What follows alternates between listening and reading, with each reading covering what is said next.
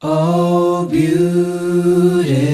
for spacious skies, for amber waves of grain, for purple mountain majesties above the fruited plain. America.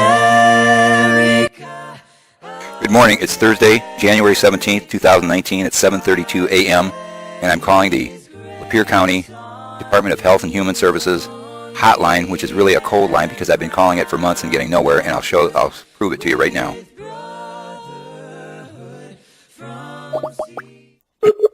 Welcome to Michigan Centralized Intake, a 24-hour hotline available 7 days a week for reports of the suspected abuse, neglect, or exploitation of children and vulnerable adults.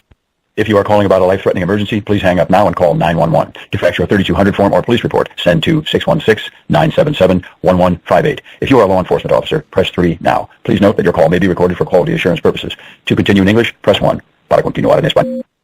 If you are a mandated reporter or other reporter of the abuse, neglect, or exploitation of a child or vulnerable adult, please stay on the line and your call will be answered in the order it was received.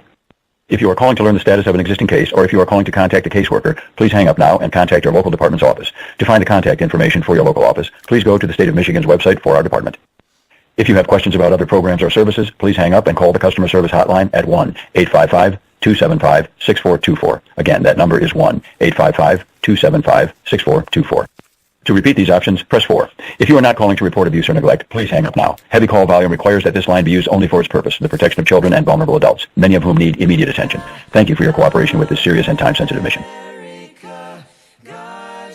Please hold while we transfer your call. Our agents are currently busy. Your position in the queue is 42. Call 855-MIG. Good morning, America! Today is Thursday, January 17th, 2019 at 7:44 a.m. I'm calling the Michigan Department of Health and Human Services crisis hotline. It's really not a hotline, it's a cold line because I called them a week ago and no one ever responded. I just called and got cut off. I'm calling back. Let's see what happens.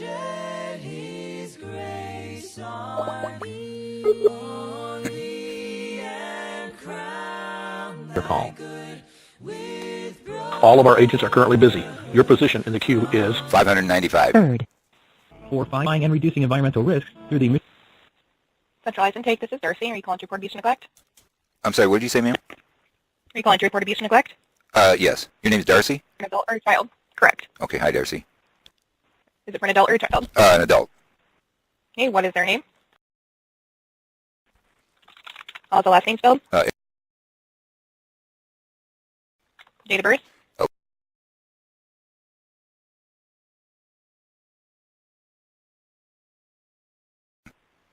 And his address?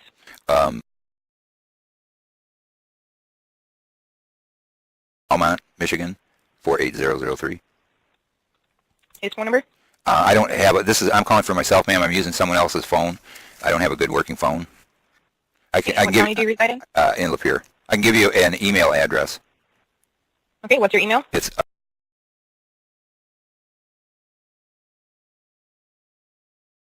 mail.com. Anyone else reside in your household? No. Okay, and what are your concerns? I'm sorry, what did you say? What are your concerns? Well, your hotline doesn't work. I called a week ago and nothing. I got no place. And this is just proof that the DHHS crisis hotline does not work. Okay, what are your concerns of abuse and neglect for yourself? Manslaughter. Ma'am, can you do me a favor? I need you to get this, the transcripts. You're recording this. Can you do me a favor and get the transcript of this to Stephanie Ann Sapala? She's the ADA coordinator. I don't know what ADA is. It's Americans with Disability Act coordinator. I got in touch with her. She represented at one time the Attorney General Bill Schuette's office. And I just found out recently that she's also an ADA coordinator. So she's been receiving emails of my issues for the last year. So she's not going to like it, but she's a hostile witness to the situation that I've been put in. And how do you spell her last name? It's Sepala. And do you have her phone number or email? I might, yeah. Let me see. Yes, I got her phone number. Let's see if I got her. Okay. Her phone, or no, I've got her. I got her email. It's SEPPALA, and then M like Mary, and then Michigan.gov. Is there an at sign? Yes, ma'am. So Sapala M at Michigan.gov? Yes, SAPPALAM at Michigan.gov. And what are your concerns of abuse and neglect that you'd like to be reporting? Well, is there any way that you can go back to the transcripts of the call that I made a week ago that went no place? It's the exact same issues. No, we're not supposed to do that. We have to take the complaints on the phone call with you at this time because it's a different person that took that complaint. Gotcha. Okay. The problem is, I've been calling this number for 2 months, so we can go through it again. No problem. Okay, so what are your concerns of abuse and neglect? I'm living in an uninhabitable house that Lapeer DHHS sent in a unqualified, going out of business plumber to improperly install a water heater that immediately leaked twice, destroyed my home, caused $15,000 worth of damage, and they've left me to die since November 2017 without running water. Since what month in 2017? November 2017. Okay, have you called your local county for services? Yes. And they haven't helped you? Or? No. And do you know why not? Yeah, they're purposely trying to kill me. People who work for the state don't purposely try to kill people. So did they give you a reason of why they're not providing services for you? I'll tell you exactly. I'll show you exactly how they did it. I made so many complaints to DHHS and everybody under the sun that I asked for an immediate hearing.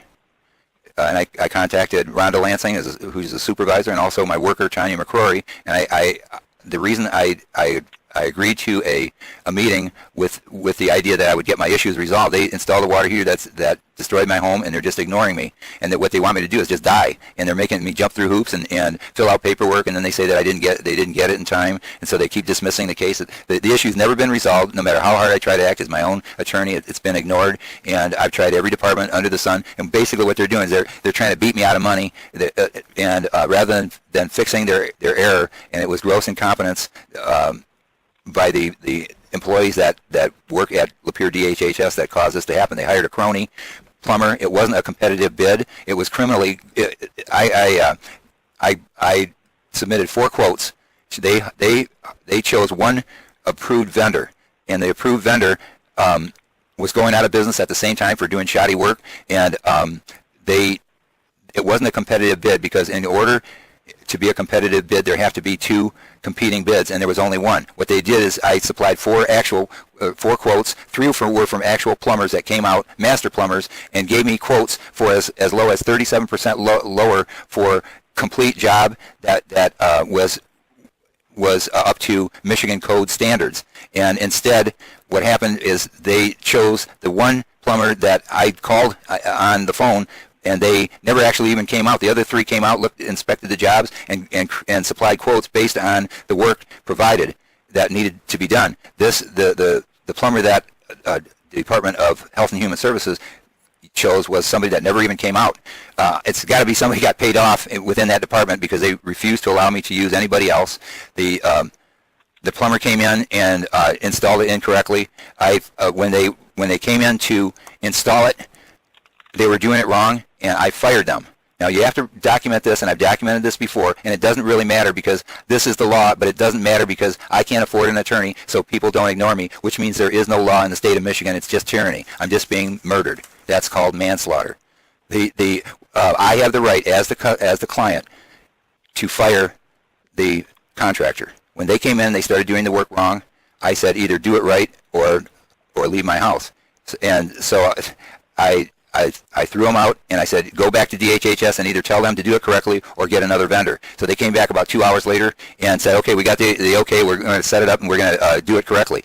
When I let them into the house, they got started on it, and they did the minimal work possible. They did it all wrong. And when I complained, I said, wait a minute, you got to do this correctly. They said, we're done. They walked out the door. And I filed a complaint immediately with Rhonda Lansing and Tanya McCrory with DHHS, and I've been fighting to have them be responsible for their error ever since.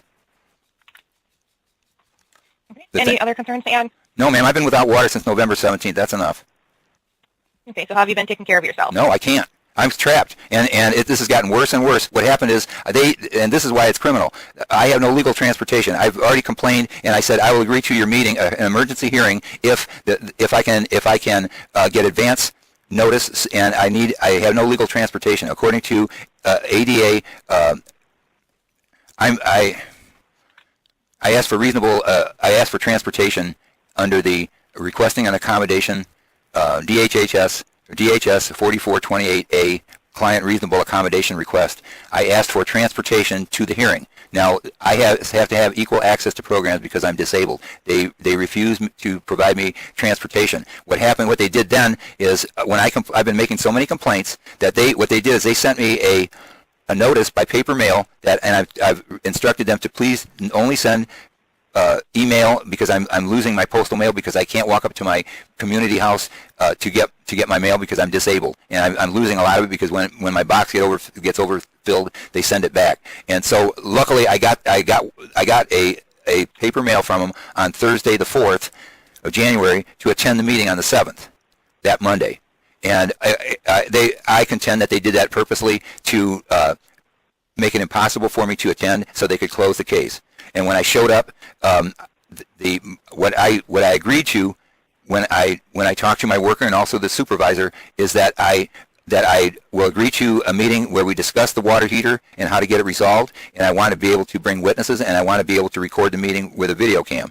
And when I got to the meeting, the first thing the judge says you can't video cam. Now I have a right to have witnesses at that meeting. I brought witnesses. I brought 32 witnesses with me on my video cam, and I was hooked online to social media.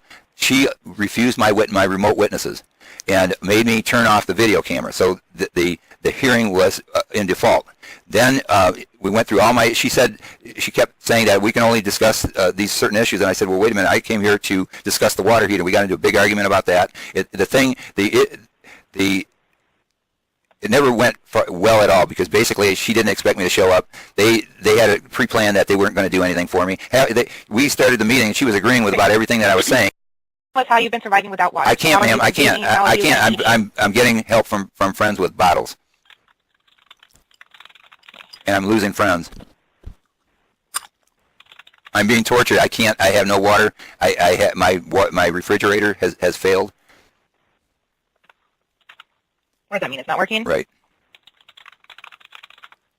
So where's your food? I got to throw it all out. It's all rotten. I'm disabled, ma'am. I'm living in one room. They destroyed my home. I don't have running water.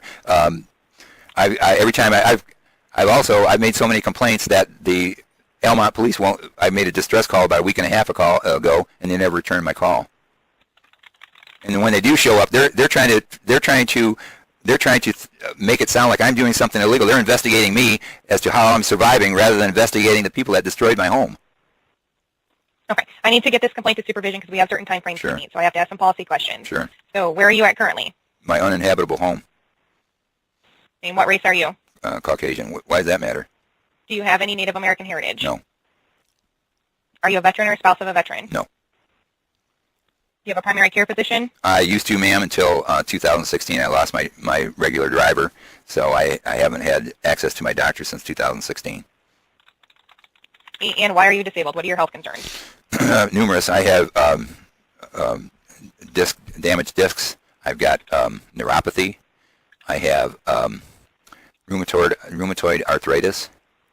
I have spondylitis, ankylosing spondylitis, high blood pressure, diabetes. I think that's it. Any social supports for you, guardian, power of attorney, friends, relatives, name or phone numbers to provide? No, ma'am. The problem is I'm stuck in this mobile home. I've been stuck in this place. I've lost all social contact. I don't have access to a working phone. My Obama phone that they supplied me doesn't work in my home. They won't provide me one under the same act that I spoke about, removable of communicative or transportation barriers. They're requesting an accommodation. They refused my accommodation. Any other services or agencies involved? Oh, I've called everyone possible. I got this Department of Civil Rights that's been involved in it for a year and a half. And when I called them on the 27th to get something done. The same day he said that he did a thorough investigation and nothing's happened, even though I have evidence that to the contrary. He didn't do anything. This is the thing that I have a complaint against him. In August of 2018, I sent him a court of claims file against Lapeer DHHS. I asked him to file it. All he had to do was forward it to the proper department for $15,000. That could have resolved the situation. He never even read it, never saw it, and didn't respond to it. And I can't make a complaint to him because he just closed the case. So that's just another issue of somebody else I have to fight. Any safety issues in your home? Any weapons, pets, or violent people? No, ma'am. Just going to read back the allegations to make sure I have everything accurate. Then I need to get this to my supervisor due to time constraints, okay? Yes, ma'am. Okay, so there's concerns that you don't have any water in your home and you haven't had it since November 2017. The state had an unqualified plumber come install it, and they did it improperly, and it caused it to leak twice, which caused more damage in your home. And they went back to do it correctly, but then they just walked out the door, so they didn't completely fix it. Legally, what you have to do in your notes is I've done my legal research. I am not responsible for it, but it doesn't matter if I can't get my case judged by a real judge, not some internal kangaroo court. I don't deal with the court, sir. I know, but the thing is, I'm not. It doesn't matter. There is no law. If I quote the law and they ignore it, it's not law. It's murder. I can't defend myself, and if I have proof, that I know what I'm talking about. They are responsible for it, and all they do is ignore me. They can't deny it. They just ignore it. That's no law. And what they're doing is they tried to ignore it to run out the statute of limitations. They did that with the Department of Civil Rights, and they did that with the water heater situation. I had my Adult Protective Services agent in August, on August 31st of 2017. I made a video of him in my home with that plumber, and the plumber refusing to fix the damage correctly. I told Steve Atkinson, my Adult Protective Services, make him fix it or it's going to leak. It's going to leak again. He refused to have the plumber fix the leaks. I told him I want to file a criminal complaint against Rhonda Lansing and Tanya McCrory of Lapeer DHHS, and he said he would take me to the police station on August 31st, 2017. Then he put me off for a month, promising to take me. Then at that point, he said, I'm not taking you, you're on your own. And he hung up. Then in November, when I called and said that the water heater leaked, he ignored me. I said I wanted a new Adult Protective Services agent, and he ignored that too. They've been ignoring me ever since. Richard, because I've read 2 sentences and you cut me off immediately. Okay, so how can I help you? I have a lot of information here that I need to get to supervision. Okay, I know it's kind of, ma'am, can I tell you something, Darcy? Regarding Adult Protective Services workers, that has to go through the Ombudsman's office, okay? So that's why I'm making the complaint here against the plumber and your concerns of not having any water. You have to make the complaints against the 4 Adult Protective Services agents that have sabotaged my efforts to try to get assistance. I just told you we don't investigate Adult Protective Services workers. Gotcha. That has to go through the Ombudsman's office. Well, the state cannot investigate. I know nobody can get anything done. That's the problem. I'm being put to death because I can't jump fast enough. That's the problem. And everybody's ignoring. Ma'am, can I tell you something? The lady from a week ago, I bet her $10 that it would go no place. She owes me. She was a real nice lady named Marita. Do you know her? I guarantee you, Darcy. I guarantee you, Darcy. You want to bet me $100 this is going to go no place? I'll bet I'm not betting you any sorts of money. I know, but I guarantee you it's not going to go anyplace. I need you to get something done. Somebody's got to contact me. Send me an email. I'll give you a phone number that I can be reached at sporadically. I got to get something done. People are ignoring me, and the whole idea is to ignore me until I either die of torture, or what would be nice is if I flipped out. Okay, what's your friend's phone number? 810. Leave a message, and I'll try to contact somebody back as soon as possible. I've got to get this resolved. The only reason I'm existing is I'm being tortured to death. I can't take anymore. I weigh 145 pounds. I weighed 175 pounds when my water went. I'm being tortured to death, and they're doing it on purpose. The Almont Police won't do anything. They won't even return my phone calls. What does that tell you about how good the state is protecting me?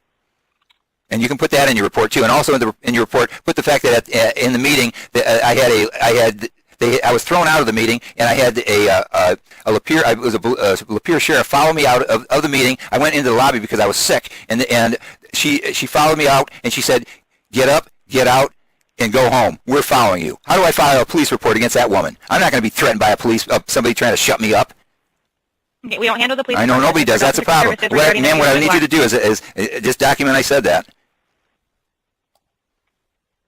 All I want to do is I'm trying to peacefully get this resolved. What they want me to do is they want me to either flip out and go nuts and kill a bunch of people, or go get drunk and run into a busload of kids so they can shoot me and everybody gets a plaque on their wall. I won't do that. What I'm trying to do is find somebody sane to help me get this resolved so I can survive. They destroyed my house. That's all they're guilty of criminal negligence. I can prove it, but I can't get my case at court. I'm disabled. I can't get around. I don't have a phone, and I can't defend myself. I can't survive, and that's manslaughter. That enough, Darcy? Okay, I have that noted here, but I do need to let you go to get the supervision since you won't. Let me read back the allegations, okay? Sure, no problem. Thank you. All right. Have a good day. You too. Bye now. Thanks. Bye. Nothing's going to happen, I guarantee you. At least I got that down. Oh, beautiful, for spacious skies, for amber waves of grain, for purple mountain majesties above the fruited plain. America, America, God shed His grace on thee.